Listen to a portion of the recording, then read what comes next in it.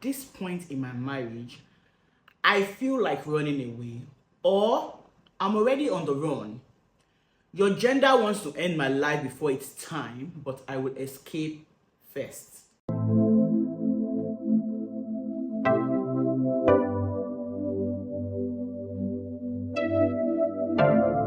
Hello, Bussy here. It's another month, another week, and you're welcome to Life Stories with Bussy. So, I'd like to say thank you for February, and I believe that this month of March we're marching on, right? We're here together, doing this together, right? Okay. So, doing this together means that you're going to be referring our channels to your friends and loved ones, right? You're going to be engaging. Thank you very much for the engagement last week. Thank you for coming through for Jane. She read all the messages. Some people bashed her, but she was ready for it because, like I said, she already knew that she needed to leave. It was just that she needed the encouragement too. And when I spoke to her, she was really happy that you guys, gave your counsel. And she said that she had put measures in place. She had told the guy that the relationship was over the phone. And even when the guy said that they should meet to discuss it, she said she wasn't meeting to discuss it. She's told her security guy not to allow the guy in, and she's making the effort to change her church. So she's putting measures in place. Keep praying for her for strength to be able to pull this through, because sincerely, it's not easy for you to pull away from somebody that you love, for somebody that you have emotional feelings for. It's not always easy to pull away. So let's just continue to pray for strength for her to continue to do the right thing, right? Okay. So this week I have another story, and going through this story, I just thought to myself that sometimes my gender, you guys do too much. And sometimes because we do too much, we just destroy a very good thing. There's a saying that people who have cap don't have heads, and the ones who have heads, they don't have cap. I don't know why you would decide that you want to destroy a beautiful thing just because you're being selfish and silly. That's what the story is about. It was written in by a man, and I feel him and I feel his pain. So come along with me and let us dive into today's story. It titled it "My Marriage is a Nightmare and I'm Done." So it says, I stumbled upon one of your videos and was immediately hooked by your analysis. So I thought to share my story because at this point in my marriage, I feel like running away, or I'm already on the run. Your gender wants to end my life before it's time, but I will escape first. Now, I understand what Adam went through in the Bible to have taken the food God instructed him against. My wife has driven me into debt, and I allowed it, all in the name of love. I met NG at the NYSC camp, a beautiful, calm, witty woman who seemed like the perfect person to settle down with. We remained friends until we got married in 2020, but since then, I haven't known peace. I should have known something was off when she started demanding phone upgrades. I bought her iPhones 12, 13, 14, and recently 15. Mind you, nothing happened to the previous ones. She simply starts ranting that Cheesy has the new iPhone and pressures me into getting her one. And because I loved her, I kept indulging her. Meanwhile, I haven't changed my own phone in 3 years. I still use the iPhone 12, she don't. Cheesy is her sister, and their entire family is in a constant competition of material things. Who buys what first? Who travels where next? My wife is the sixth of 7 children, and their elder sister, who lives in the US, has distanced herself from their madness. But the real culprit, their mother. This woman who has no money of her own has perfected the art of keeping up with the Joneses. Her only claim to fame is a secondary school friend who happens to be a popular actress. If you hear her dropping names, you think that she's Dangote's wife. She's always attending society parties, borrowing clothes and accessories just to show off. Their father, a perfect gentleman, has no control over our excesses. I should have taken the hint when I first met my father-in-law. The only question he asked me was, "Do you know your wife very well?" If love hadn't blinded me, I would have dug deeper. The first major sign was our wedding. They came up with 100 million budget that left me in shock. 100 million naira for what? Just the outfits alone were budgeted at 20 million naira. Meanwhile, our father only contributed 2 million. Yet, our mother sent me a ridiculous bill. She tried justifying it by saying, "Weddings are expensive these days. So and so spent 500 million, another person spent 300 million. She even boasted about inviting high profile politicians, Nollywood stars, and top government officials. I had to sell some of my stocks and pull favors from vendors I knew from my former job at the multinational before switching to tech. But guess what? On the wedding day, I didn't see a single high profile guest. Just random party crashers who came to constitute a nuisance. The demands never stopped. After marriage, the pressure continued. I heard things like, "Mommy said we should move from Bagada to Lekki so that we can be closer to the house for when I have the baby." I resisted for a while, but since my wife was pregnant, I caved in and leased an apartment in Lekki for 10 million. The first time our mother visited, she said in the most condescending tone, "This place is too small. You can't stay here for more than a year. You need a bigger space."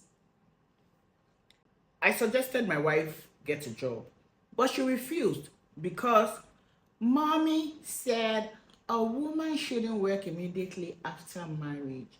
She should just focus on raising a family first. That was exactly what Mommy did. Meanwhile, our taste in luxury only grew worse. She wanted designer clothes, shoes, and bags.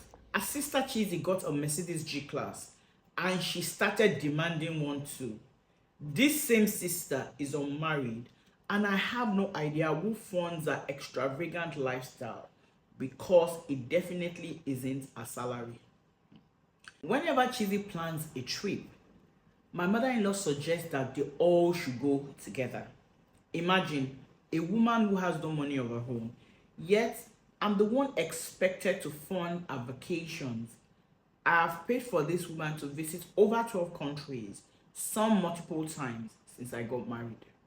The moment she and her mother hears that I won a new contract, they start calculating how much they can spend out of it without caring whether the project is completed or not.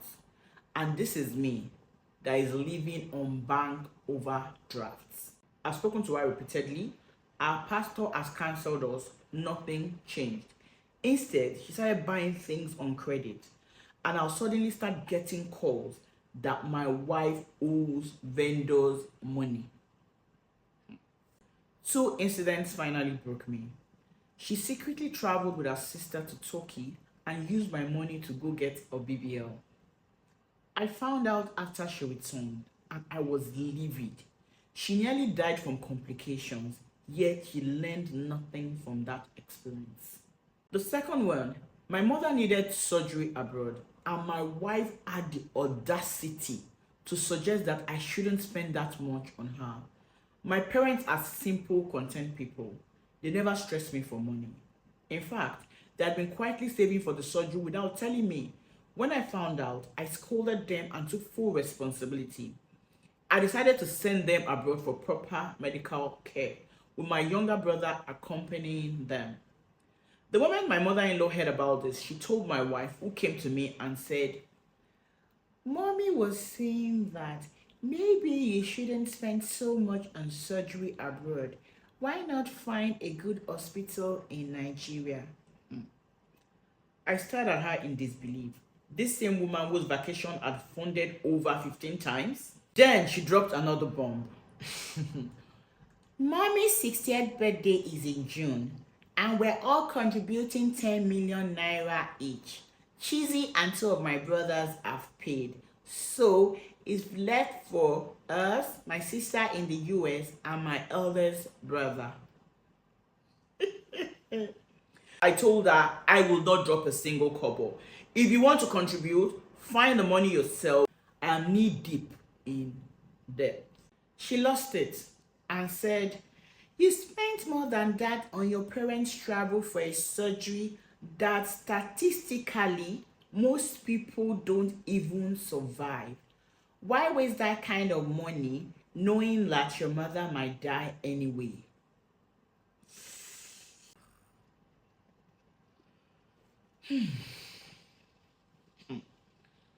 At that moment, I felt a rage I'd never felt before. But because my mother raised me right, never to lay hands on a woman, I walked away. I'm done. I left my house 2 weeks ago and I've been working remotely from a location she can't find. I've blocked her and her entire family. She has been to my office, my friends looking for me, but I don't want to see her. I won't let my hunger push me into doing something I'll regret. I've informed my office to send the monthly allowance for my child's upkeep directly to our account. Tomorrow, they will say that men are wicked. But the truth is, some women are the real problem. I'm staying away for a year. If I find love within that time, so be it. But as for my wife and her family, I'm done. What shall we say to these things? Because like I said, some people have head, they don't have caps. Some have caps, they don't have head. You know, sometimes I don't understand. Like, why would you want to kill the golden goose that lays the golden egg? Why? Why do you want to kill the guy? You're not even concerned about the guy. You're not concerned about the guy's family. You're not concerned about the business that even makes the money. The guy is in debt and you are just spending money pushed by your mother. And tomorrow we will say, men are scum, men are wicked, this and that. What is this? I don't understand. You cannot even... Some people have no business getting married. Sincerely, some people have no business getting married. I've said it over and over again that marriage is not the next thing that you do after you leave school. After you leave school, you know how we feel that we're ticking a box or checking out the box of our life. I mean, I'm done with school. The next thing, marriage. No. It's not everybody that should get married immediately they finish school. Some people have not matured. Some people should still continue to go. Even like, why would you want to kill the man? You've demanded so much. You and your mother have demanded so much that the man decided to run away. By the time you tell your own side of the story, they will say things like, "Oh, he doesn't want to take responsibility. He's seen another woman. That's why he ran away. He's this, he's that. He abandoned her. He did this, he did that." Meanwhile, this is you that you want to kill this man. You have no sympathy, nothing. You're not even concerned about him. Like, you're not concerned about his job. You're not concerned about his family. He tells you that he wins a contract. And the first thing that you're thinking about is how much you're going to spend, how much you're going to take from him, how much you're going to extort from him. The job is not done, no. Man is living on overdraft. And he has spoken to you. He's told you. Pastor has spoken to you. But you allow your mother to keep pushing you. The man has gone now. I mean, the man ran away. I don't know what to say. I really don't know what to say, because if we say, "Please go back, sir, and try to talk to her," or "Please go for counseling," or something, I don't know whether she's going to change as long as her mother is there. Some people are not mature. Some people are not mature to go into marriage yet. At all. Especially people who always say, "Mommy said, mommy say, mommy said, mommy say." Marriage is about two matured people. Not somebody who is mommy's girl in the marriage with her mommy.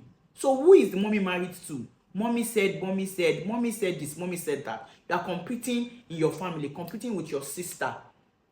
And then mommy is saying. So mommy is the one that is saying different things, and mommy's word is law.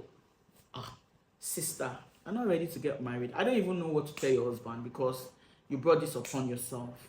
But I don't know how to tell him. What else will I tell him? Please go and try to talk to her, find out conversations. Maybe she would understand. Maybe, I don't know. I don't even know what to say. Guys, what do you think that we should say about this matter? Because I don't understand it. I don't get it. People want to kill donkey. There's a saying in Yoruba that it says, what is it? We're not even talking about man cheating or anything.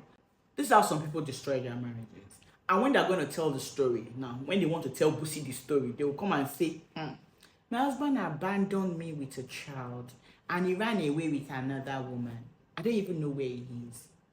But you will not tell us how you nearly killed your husband with death. Overspending. Spending on what? Buying what? Competition for what? I don't know who is married, whether it's you, your mother, and you inside that marriage.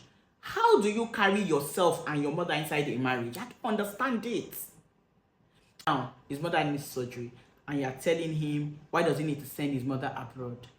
Why does he need to spend that kind of money, knowing that his mother will not survive and she will die eventually? Are you God? Guys, sincerely, I don't know what to say. But this woman, you're not trying. What do we do? What do we tell this man? Please, sir, give her another chance. Maybe she will change. How do we know whether she will change? Okay, please, sir, give it some more time. Maybe if you go into therapy, she will change. Maybe, who knows? Do we beg this man that I should please give it one more chance? Guys, what do you think about this story? Because I really do not even know what to tell this guy. Sincerely, I don't know what to tell this guy. Because if it's the woman that is happening to, we will tell the woman to run. But it's a man now, so what do we tell the man? Right? We tell him that he should go and try more, Abby. But please, you guys should stop overdoing things. You should stop it. I don't understand. Sometimes I don't understand my gender. We do too much sometimes. We do too much. Okay. Guys, what do you think? I will be in the comment section. Let's discuss the story. So next time when I come your way again, my name remains Priscilla Davids. Bye.